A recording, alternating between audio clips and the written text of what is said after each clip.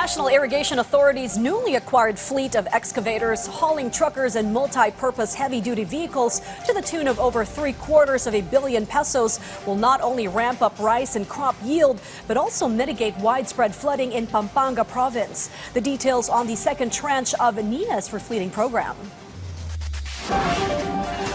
This is the result of the National Irrigation Administration, or NIA's 3-year refleeting program. Large backhoes, multi-purpose trucks, hauling trucks, and many more. After the ribbon cutting by House Speaker Martin Romualdez, President Ferdinand R. Marcos Jr. arrived for the official turnover ceremony. To ensure the sustainability of our irrigation systems, to avoid losses, and to promote more efficient use of water resources that will in turn produce better and more crops. 141 various operating and maintenance equipment worth 776 million pesos were turned over to the NIA. By 2025, we will roll out the third tranche of equipment amounting to around 1 billion pesos. Parang marami, no? Ang dami palang prinocure ng gobyerno. Kailangan it's a fleet modernization at kailangan talaga to para maayos ang ating irrigation systems at mapalawak pa.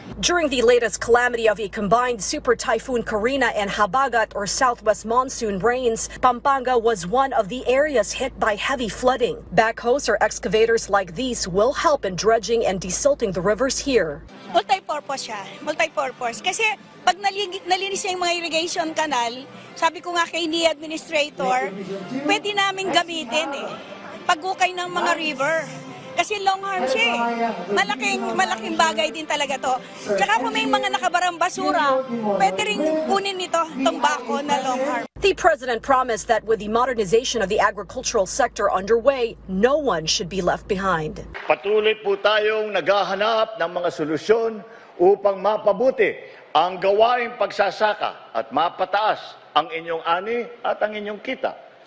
Kaya tayo po ay magtulungan upang makamit ang isang maunlad at masaganang bagong Pilipinas.